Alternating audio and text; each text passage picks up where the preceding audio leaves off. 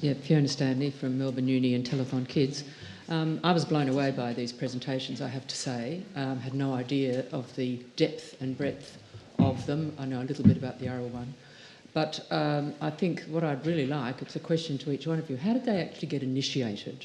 What was how did you get this all together? To me, that was, it was just such an amazing session of competence and what needs to happen. Want to start?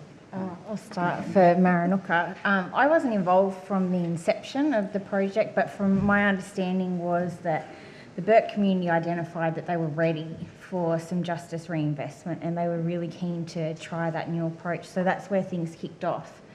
And then that's where the community conversations were had, circuit breakers identified by the community, and that's where we stepped on into the Safe Smart Strong strategy and now to our Story of Change framework. I guess in terms of our project, the PhD research really built on the relationship that was already existing through the demographic survey with Yawuru. So I had come up to Rome and presented to Yawuru about different ways that others are thinking about well-being and sort of place Lian, or to try and understand how does Lian then fit in these other models of thinking and whether it is part of the way we currently think about it or not. And so I guess through that workshop, the women and men then said, come back and let's work on this together to try and understand what this all means. And so that sort of provided, the timing was actually quite opportunistic, I think, for us to work together. Yeah. But Eunice might. I think the important thing also is to have a network of relationships. I was fairly new to sort of that, so my experience is, I've got a lot of experience, but in terms of research, it's probably only been since 2011 or having a hands-on practical role in it. But importantly, having a network of contacts who can, I guess, support and come along on the journey. As Mandy said, it was opportune for her, like she was doing her PhD. The wellbeing framework was the next step after. It seemed, logical to follow on from the Yawuru demographic knowing community survey in 2011. So basically, as it turned out, I think we've been doing like something every 2 years. I know internally within Yawuru in 2013, they also conducted an in-house survey, the Yawuru, Knowing Our Yawuru community survey. And then in 2015, we did the wellbeing survey. So it's important, I think, to keep also travelling on that line every couple of years, keeping it current and, reviewed. I was out in Brewarrina working for a really fabulous organisation, the Literacy for Life Foundation, and at a community meeting there, I heard this man, that's him, talk about data and like wanting to collect his own data and use his own data. And I'd never heard of the Indigenous data sovereignty movement. And I went, I love working for Literacy for Life, but I wish I wasn't working for them now so I could work for him. And then when my contract finished, we went and had a chat about it, and we have just been doing that ever since. Yep. Yeah, for me, like I said, I shared the story about when I worked with Primary Industries, and I seen the importance around how we weren't being recognised as a people, which really hurt me because I have children, and I think my children have a right to be respected the same as everybody else. And my children weren't being recognised for who they were. And for me as a father and as a First Nations person, I felt that the human rights needed to be addressed around the issue around data and the way that we've been recognised, and that I thought I would step back from the bureaucracy and go back and represent my people, or ask the elders could I represent in this area. And it's been the best thing I've ever done, is to go back and represent my mob. And it's an honour, and it's an honour to be honest and to do those things on behalf of people that are suffering since colonisation, and especially my mob, because they are suffering very badly in our community. But that's how it evolved for me to get, you know, to the... But I did get, you know, commissioned by an authority from the Ngemba people to do it. And I must stress that wasn't an initiative just of my own. I did want to do it, but I had to get permission. So that's how, for me, how we've got from that point to now. I think the most important thing for me that illustrated was that if it's grown from the community with the needs of the community as the priority, then it will succeed. If it's imposed in any other way, then it won't succeed. I just salute you all. So Professor Fiona Stanley just saluted our panellists, because what they demonstrate is that if the initiative comes from the community and is designed by the community, it succeeds. And I'll just point out that there are other community delegations here. The people from the Algabonya Data Unit in Shepparton. We have people from the Kanamkek Ile Ngala Museum in Wadaya in the Northern Territory. And we have Glenys Grogan from the Ngumbi Community Services Indigenous Corporation and Kiana Mosley as well. So there are other community presentations, but I think, you know, this is the point of this symposium. Isn't it ironic that the poorest communities in Australia are the ones who are succeeding at what we call data sovereignty, because from the grassroots they see what's necessary. So I salute you too. But so I'm sure there are lots of questions and I won't take them any more time.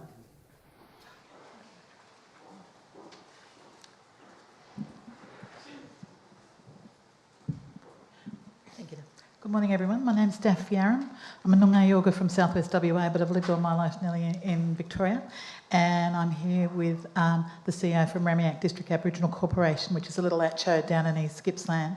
But in my other hat, I'm the CEO of a family violence healing service down in Lakes Entrance as well. And I too want to just acknowledge and thank you guys for your presentations, because as working in a little Aboriginal service in communities that are far away from Melbourne, the idea that we are funded to have outcomes that demonstrate models of ABS census or health data to be funded for organisations to deliver in community is hugely challenging, and we find that the data does not represent what we do in the community.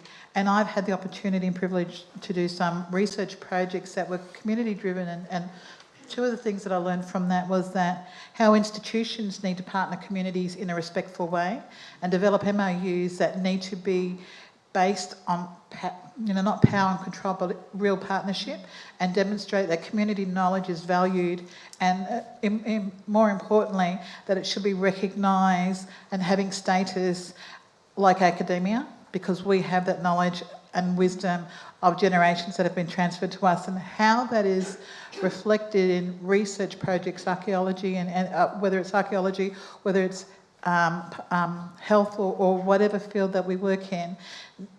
I think institutions need to work on what that looks like more thoroughly when they engage at local levels with communities to do work in our communities.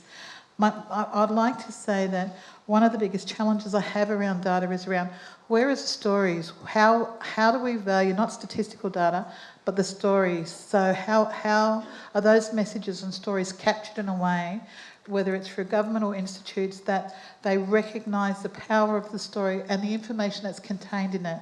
As our oral history is reflected in the stories of the elders and others who work in this space, how is that valued against data? I so worry around population data, whereas our life experience and the issues that impact on us across all the health domains. And so we're reflected in big numbers, but where are our stories to share the good news? I operate from a strength base because I think we are strong and we're a huge and wonderful community. But it's always reflected poorly, and I am so grateful that you guys have provided a lens to us all to say, from community, we have the power, we have the knowledge, we have the wisdom, and with support we can have the systems and infrastructure to tell our stories in a way that's meaningful for us and it helps us describe it. So my question from our little service, after my big narrative, and thank you for letting me, is around how do we help support other communities to do that, because sometimes we don't know what we need to help move forward. And I don't know whether it's from the institution's opportunity to do stuff with us or whether we just go down cap in hand and say, we want to do this, or we like working with you, we want to have an opportunity. So I just have that question. Thank you. I think that's a good question because, like us guys, the Ngemba people, we're holding our hands out to a number of different peoples or stakeholders or institutions to give us a hand to try and rebuild our nation group, and so that our elders are going to have a voice amongst this big this big movement, and as far as data is concerned, and not only that, as far as our own existence is concerned. And you know, all you can do, I think, is to, from my point of view, I've networked with different people, held my hand out in friendship, and went over like with Tau, and she's introduced us to different people. That's how we got to here. And I think it's something that you've got to progress. Like it takes a little bit of time to sort of build up those networks, and it's going to take time to do different types of things. But it's to get yourself out there and try and share what you want to do with the approval of your elders. And I think that's the wonderful thing about our people, is that they're willing to share with one another. You know, and I think we have got a lot to offer one another, and it's not a big race to see who finishes first, but to help one another get to where we need to get to. You know, and I think we need to start asking one another again and building partnership with one another, because there are our First Nations people and brothers and sisters that are there, you know, not only just in this country, but over international as well. Our cousins that are in New Zealand and the people that are overseas, they're there to help us, I think, you know. Like, and we need to learn from one another, because it is rebuilding what we're doing, you know, as far as... So you have partners. Tell us about your partners. Well, we have... We're in a couple of conversations with some universities. We're having conversations. Yeah, and we're doing some other things as well. Like, one thing I would say is that I have never met an Indigenous leader who won't work themselves to the bone for completely no money. Yeah. So Jason works on about 10 different fronts and is not paid at all. And so we're trying to do what we can within our capacity, which is time poor and money poor, like, and resource poor, you know, working out there with very few kind of computers and things like that. And so we are having conversations with partners, and we've been having big conversations with government for a year, and that's not getting off the ground. So we're at the point where we need to push ourselves to have those conversations more deeply, and we also are considering now going to private sponsorship for physical resources as well. Yeah, but we're doing it, but slowly. Yeah. So Eunice and Mandy, do you have an answer for this important question? I'm sure you do. Well, look, I think the fundamental key is that each community has to basically initiate that desire or that need or that want to be able to do something like this. I guess from our experience, we have the template there, and we're happy to share that. But of course, as we've already identified, the resources, you know, we have to go and hunt out for them. If there was, I guess, something that made that part easier, and you know, we basically see our roles as community capacity builders. So we want to be able to sort of rock up and say, well, here, of course, we need to get paid for our certain time, but this is how you're going to have to do it, and create those opportunities for each individual group that may want to pursue that. So we're happy to roll out a template based on our experience, but to enable any communities who want to do that for themselves. And I guess I just want to sort of echo the importance of the stories, because when we brought the indicators to the focus group, the first question we got asked was, where did these things come from? Did they come from government reports? Where did you pick them up from? And we actually said they came from your stories. And that's been the validation all throughout the way, that it came from Yawuru men and women's voices. And in fact, that's really quite critical, because for MBY as an organisation now, they're implementing lots of programs around monitoring of fauna, the animals and plants. But at the same time, you get the community members saying, but how we get to occupy and use land is important to sit alongside the GIS mapping of land and sea. Like how we feel, like it's our stories that gave rise to the native title. So anything that gets delivered should come back to that, to our stories. So I think that's really important. I think where the indicators have been so well received is because it's come from the ground, and that's really been the, Skye.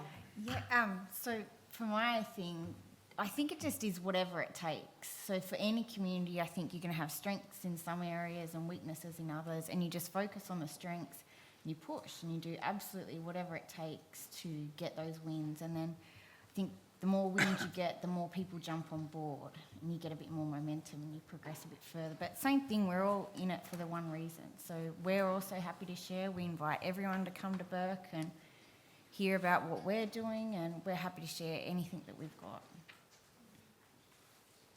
So I just want to draw attention to a big learning for me.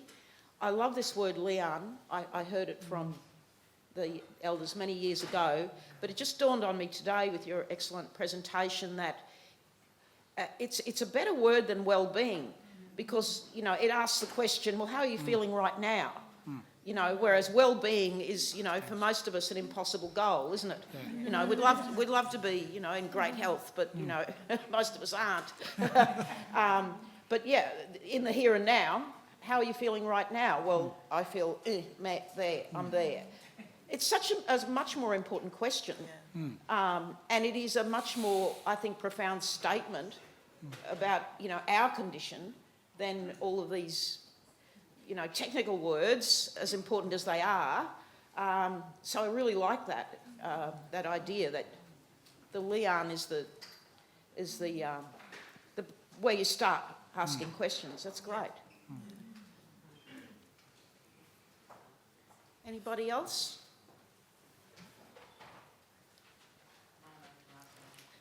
Can you please go to the microphone?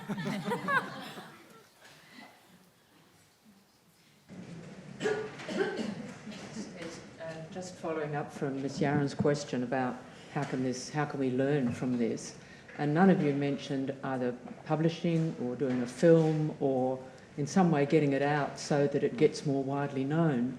I mean, I could see Australian Story or a Four Corners, or if you wanted to do something for the conversation, or getting it out so that other groups... I know it's all going to be different.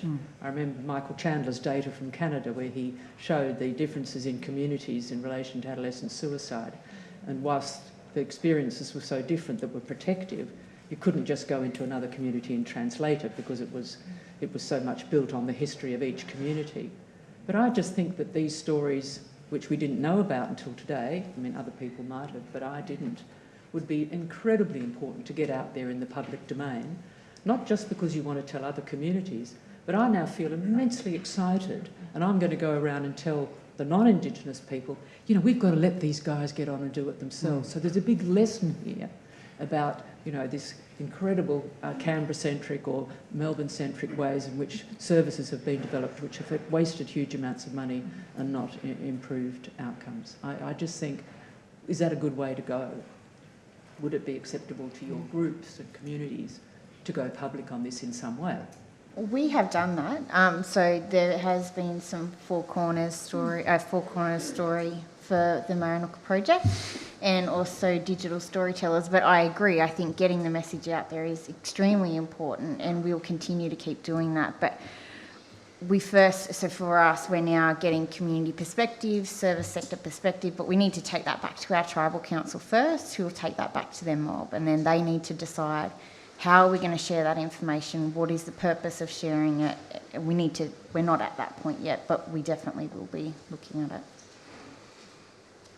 So Eunice and I did we have published a few things on the conversation, and we also have our community report, I guess a little plug for the report here. But a couple of weeks ago, I was in Broome. We were there to talk about taking the wellbeing work forward, or the Lian work forward, and MBY or Yawuru was certainly very keen to publish a book out of this work. So we are in the midst of, I guess, trying to work out what the book would contain and how we would go about writing it and what the different chapters might look like. So stay tuned, I guess, for that part of it, yeah. Yeah, I'll just leave that to Mandy, I think. Yeah, look, for me, I think it's important to get it out there.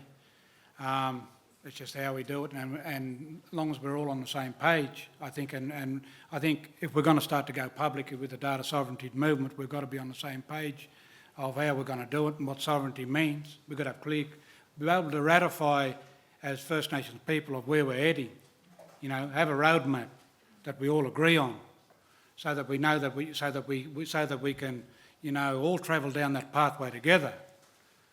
Allow our cultures to coexist within it. And I think, to me, if we're going to go and have this movement and move forward, which is, I think, critical for us people to go into the future with a positive approach and to try and achieve prosperity for our people within this nation, Australia, we need to do it together. We need to have a consensus of how we're going to do it, and the cultures have got to be able to coexist within it. Introduce yourself, please. Kia ora, no. Andrew Spall from University of Auckland. I'm that quiet Indigenous researcher from across the ditch. My question follows on from something that Brother Jason here said earlier about the need for data about our own Indigenous nations. And as an epidemiologist, I fully support that, because if we actually are going to be able to monitor effective change, we're going to be able to figure out rates and all of that statistical stuff, and we need the baseline demographic data. But once we start collecting that information, other people can use it. And across the ditch, there's actually been cases where academics have used it to divide Indigenous communities. Non-Indigenous academics saying, well, that mob doesn't deserve a settlement because they're actually too rich, right, using official data. So the question is, what opportunities are there within the official statistics system in Australia to have Indigenous data governance to ensure the safe use of nation-specific data, such as you're suggesting? Well, I think that was the subject of the first panel. We're not there yet. Yeah. It's exactly what we need. We need Indigenous data governance. And that's the point of this conference. That's why we need to set up a network. The best examples you've just heard, and there are others, as I said, and that's where we're at the moment, I think. I mean, it was said on the panel this morning, the government's advisory body to the Australian Institute of Health and Welfare was suddenly shut down with a letter of dismissal to the members. I can see John nodding his head, John Boffa from Congress in Central Australia.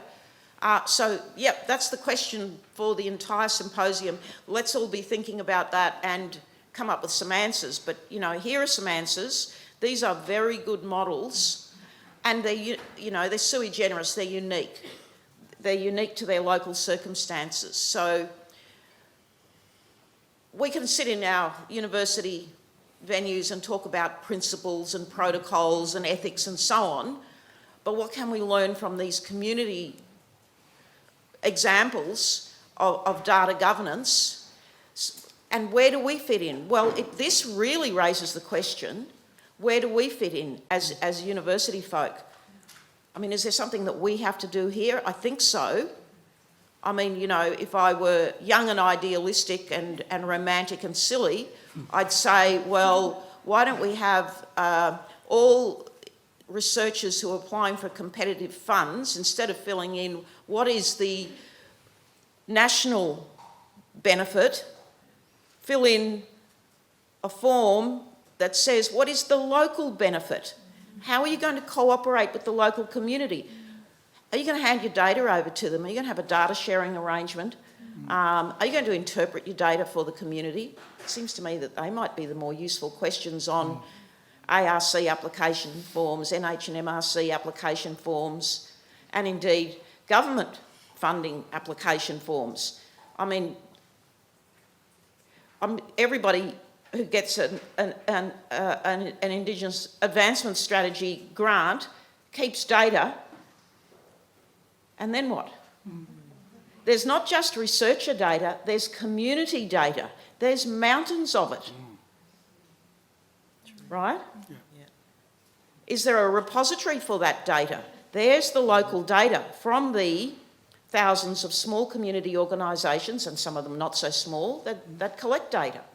The community collected data is out there, it's mysterious, it's inaccessible. It's just as inaccessible as alcohol sales data in the Northern Territory, okay? That's my concern. Yes. Oh, please come to the microphone. Just to follow up on that, we've recently done that in New Zealand. We've actually made... Tell us.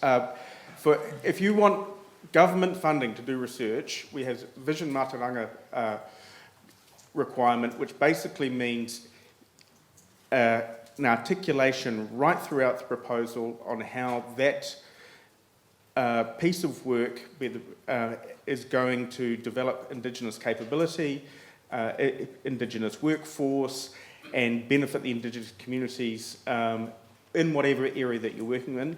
And if you don't do it, you don't get funded. Change the conversation. They now need us.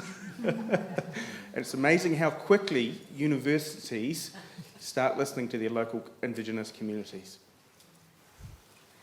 Can I just address Andrew's example, what happened in New Zealand where the data was used to the detriment of the Indigenous people, and kind of tied in with what Marcia was talking about.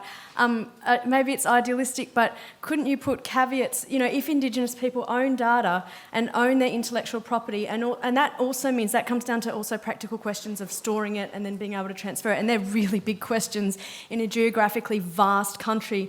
We're actually talking physical infrastructure. But if Indigenous people own their data, couldn't you put caveats on it that it has to go back to them for review? And we're actually also working on another consultative project where we're putting in that data that gets taken away has to go back for review before it's used. And if those people who own that data aren't happy with the way it's being used, then can they not have a say in that? So there's a whole host of things you can do to prevent that kind of that happening, possibly. John, come to the microphone, please, and introduce yourself. John Boffer from Congress in Alice Springs. My question is about the Literacy for Life program, so it's really aimed at Burke and Brewarrina. So, given these stories you've told of very significant empowerment, people taking control, and given what we've seen of the Literacy for Life program on the documentary on SBS, they came to the World Population Health Conference, and it's pretty impressive. How much has that program, which has been operating for about 4 years in Western New South Wales, impacted on the empowerment that we're hearing from the stories you're telling today, or has it had nothing to do with it? I can't answer. I haven't been involved with. Well, look, I would say, look, I've been involved. I've been part of a committee with Literacy for Life in Brewarrina, and it hasn't really been part of the data sovereignty movement. But what it has done, it has been a successful program that has helped our local First Nations people, get to a point where they're addressing the literacy needs. But the post-literacy stuff is, still not been addressed, as far as that program. So it is a successful program on one front, but on the other front, when they come out the other end, it's the same old thing. The people, struggle for to be, given a job, regardless of the skills or whatever, within those remote communities like Brewarrina. So to me, it is a good program, but again, we still have the problems afterwards, and I say that because I'm in leadership in the community, and I deal with the people that come out, and it's sad once they do come out. And if they do want to have more prosperous, they've got to go from country. They've got to go away from country, and our people are reluctant to do that. In those remote communities like Brewarrina and Burke, they love their country and they don't like to leave there. So, yeah. Our project is independent of that program, and I can't speak for them, but I can say that literacy levels are just so important to people being able to do proper data governance on country. And of course, we're talking like just literacy as in language literacy, but also computer literacy. The data world is it's just full of IT knowledge that I just don't have and can't work out. And then for people who are struggling to read and write, how do they get involved in that world? It's just really important. And that program does operate from a community framework, so it's very important. Professor Hugh Taylor has a question for us. I'm just having the microphone straightened up for me. Well, that didn't work. There we go, thank you. Hugh Taylor from the University of Melbourne, and I agreed with, very much agreed with what Fiona Stanley said. I think there have been 3 extraordinary stories about terrific work being done by the community. But I'd like to follow up her second point about how can we make sure that other communities actually know and hear and can be empowered by your experience. The approach, maybe what the work they'll do may be different. And I think it's sort of less than 20% of the population watch the ABC or SBS. So putting a program on the SBS or ABC may get it out to the elite academics like Fiona or me, or elite universities, I mean. But it's not going to get to the community. And writing a book is terrific. But again, how can we let the people in the community-controlled organisations, such as down at Bairnsdale or at Condor or smaller communities and groups, communities that are not even on the maps anymore as a community. And so it needs to be some way through community mechanisms, and whether it's something like NatShow, getting it out and setting out the message, whether there's ways through the legal or justice services that the message can get to the communities. But you don't want to go through mainstream to give this community empowerment message to the communities. You really want to bring it from the communities to each other. And so how can you do that? What about a bus ride? An IDS bus ride? That's good. Like for me, I think you're right. We need to drag one another along in this conversation, so that everybody can be empowered as part of, whatever movement's the hot topic, within the nation. We all need to know, our nation, every one of our nation brothers and sisters from the different locations should be informed of what's going on. But there's been a lack of that, and I don't know whether, why that is. And I don't like to point the finger at anybody. I think we all struggle to try and do the best we can for our peoples in the best way we can. But I mean, there are ways that we got things heard before, and like I said, we may need to go back to the old-fashioned ways, to get things out there. I don't know. But at the moment, we seem to be getting lost in a lot of the conversations on the ground, a lot of the communities. And that's sad, because the old people that actually started all these movements done it for the people that were on the ground. That's what they done it for. And they wanted to see those little communities be prosperous. And they fought for that, and they drew in support for that. And that's what it's all about. It's all about allowing us to share in the wealth of this country, of what it may be, and to allow us to share our stories with one another. And it's important. It's an important question, because at the moment the rate of cultural extinction in this country is not even being measured. So to me, it's something it's important. And like I said, I try and support whatever movement, whether it be a setup of a network or whatever it may be, to try and address certain issues around this. But it is something that is very, very important.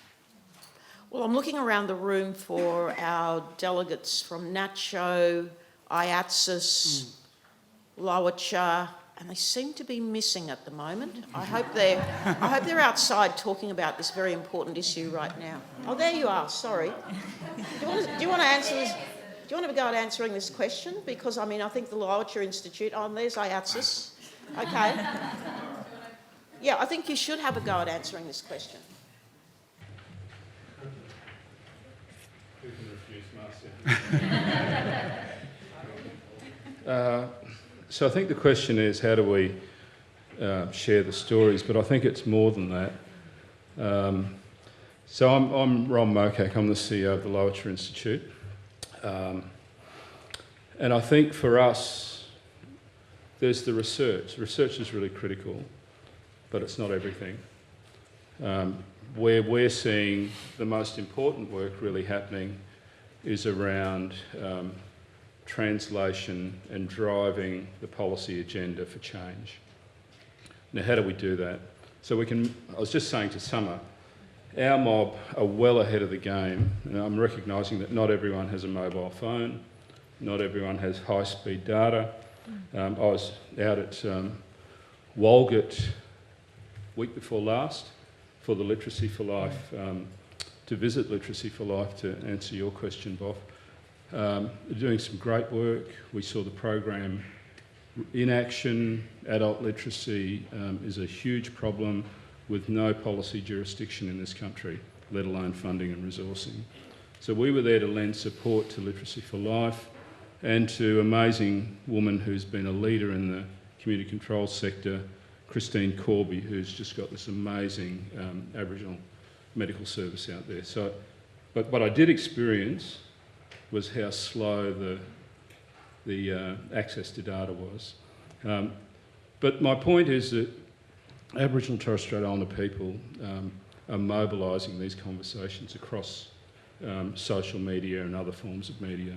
So while there might be a desire to think about mainstream, getting our messages through mainstream, I suspect that we'll waste our time on that. Mainstream's not interested in anything apart from misery and dismay and despair. I think there are some good people who are supporters within conventional or contemporary media, but they're few and far between. So I'm interested at the Institute in working out ways that we can actually create new ways of communicating. If we're relying on governments to fund clearinghouses, for example, we've kind of seen how clearinghouses have come and gone at the whim of government, much in the same way as advisory mechanisms have. Just at the whim of a minister, things can just get shot down. People in the room like Neil Drew, the Health Infonet, they've had 20 years at this game. So I think there's a lot that we can do, but I think we really do need to optimise how we can use digital platforms to get this message out. I was just at a forum on public administration in Sydney the last 2 days. It was opened up by a young guy, very talented, humble young bloke from CSIRO, Data 61. And he talked about how the growth in data has been exponential. So over the last 2 years, we've seen more data created than ever before. So that's what we're dealing with. And we're not yet having a conversation, I don't think, about where Aboriginal and Torres Strait Islander business is serviced by that in effective ways. This is coming from me, and I'm hopeless at, I'm not a data guru at all, let alone optimising digital platforms. But I think that's a big conversation. If we're to, Maggie and I, where's Maggie? We were talking about, Maggie's 5 Ds and how important they are in terms of overcoming this notion of, the statistical Aborigine being around deficit and despair and disadvantage, etc. But we had a yarn yesterday about, imagine if we were data disobedient. and brought the system, the national collections down, if we identified not as being Aboriginal or Torres Strait Islander, but by our own languages, our own nations. Imagine if we all selected our religion as being Muslim, all 700,000 of us. So how, I mean, I'm kind of posing the absurd, but how do we really take hold of what power we have and think about new ways to prosecute the agenda?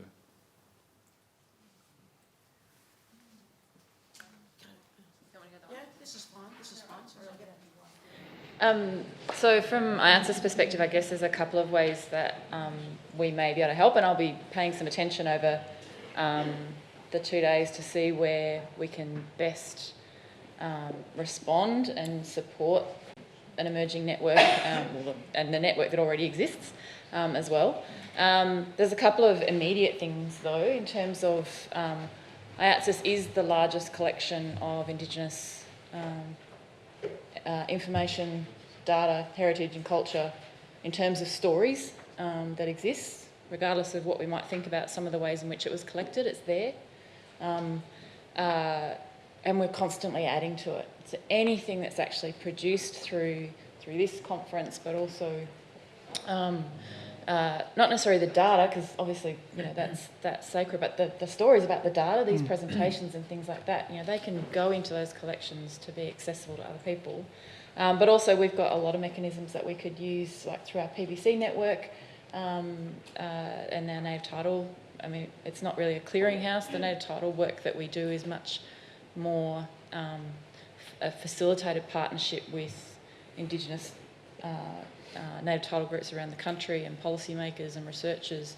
And it's not a perfect model for what we're talking about, but there are models out there for, a bit like the role that Loacha plays in relation to health research. There are models out there that we could look at that will actually support, produce new resources, communicate some of the, drawing out what's to be learnt, or what you've already drawn out about what's to be learnt, and making sure we've got avenues to share that. And right through to publishing a book. We've got publication opportunities as well. So I will pay attention though over I guess there's sort of the distilling lessons learned, there's publishing the results, and then there's using those alternate data repositories that are about, depositing the stories and the success stories and the stories about challenges, and making sure that those are actually being made accessible nationally. So I think we're out of time. Is it 12:45? Good. Just about.